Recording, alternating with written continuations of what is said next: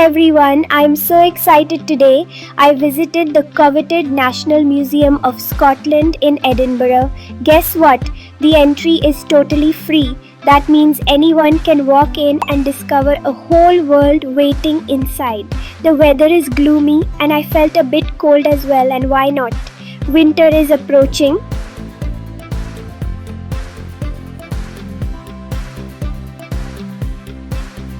I saw a large number of visitors making entry to this grand museum.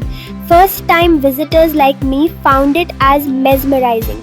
I quickly took a map to know which all spots should I definitely visit.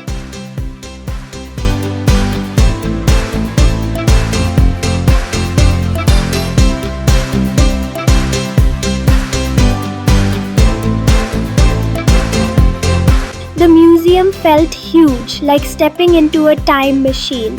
I looked up and saw sunlight through glass ceilings and people from everywhere taking photos. It was like history was saying, "Welcome."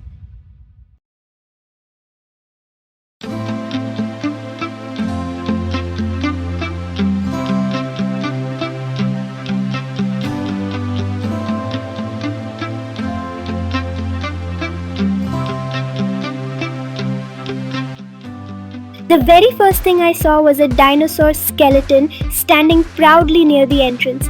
Its bones looked so old, but I couldn't stop smiling. I imagined it roaring right there in the hall.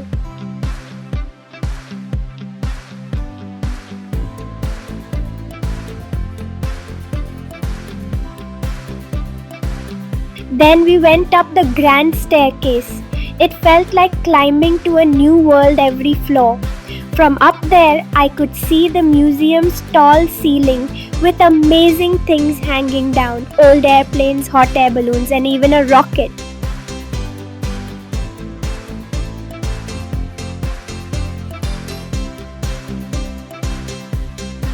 This blue whale's huge jaw almost kept me thinking how big their body would be.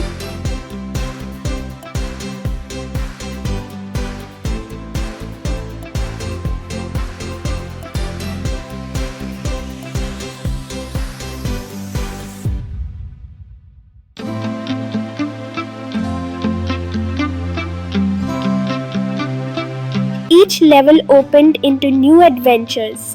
One gallery had ancient stones and golden jewelry from people who lived in Scotland thousands of years ago.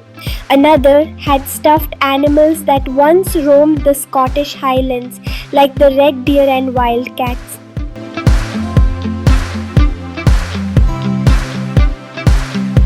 Every display made me whisper, "Wow!" My parents had to remind me not to touch everything.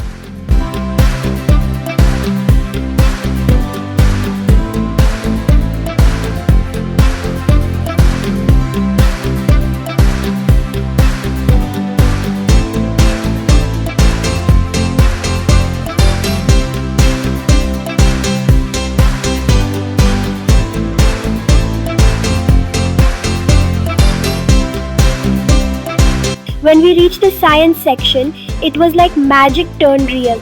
I saw old steam engines, old printing press, and the first cars that drove on Scottish roads. There were computers bigger than my fridge and robots waving at kids. In one corner, a man was doing a live demo about space missions. He showed how rockets launch and how astronauts train before flying. He even let us hold a real piece of a meteorite. It felt heavier than it looked. I learned that Scotland helped design parts for real satellites and that the museum even has pieces from missions that went into orbit. For a moment, I imagined floating among the stars. Now we will know how spaceships store energy.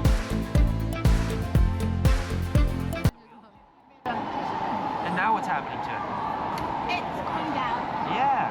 Why? So even when we aren't generating electricity, we've stored our electricity. That electricity is only there until we use it, and then when we use it, we lose it, right? So energy can't be created or destroyed. It can only be moved around. Jessica, stop So it. you may know that on the space station, astronauts use solar panels to generate energy, right? Well, what happens when the sun doesn't shine on these panels? They don't work. Yeah, just like when you didn't spin the generator, right? So astronauts need a way to store their energy. Do you know how they do that? Well, they are the closest to the sun, so they technically always that. No, it turns out that's not true. So because the space station orbits Earth, there are times when the space station is behind Earth from the sun, and so it experiences a nighttime, just like we do. Pretty cool, right? Yeah. So they need a way to store energy when the sun isn't shining on these panels. Does anyone know how they do that? Computers are great for computing things, but they unfortunately don't store energy. Any other ideas? How do they store energy? Yeah, so something like this maybe, a little bottle of energy, right? So a battery. So yeah, they just use a really large battery. That's this big. So this is the large battery that they use in the space station. And this powers the whole space station for about 35 minutes of every orbit when they don't have any sun. And this is really huge. It's about the size of 3 or 4 cars. So this little battery can't hold very much energy, but this bigger one can hold a lot of energy, and that keeps the astronauts alive. Dang. Pretty cool, right?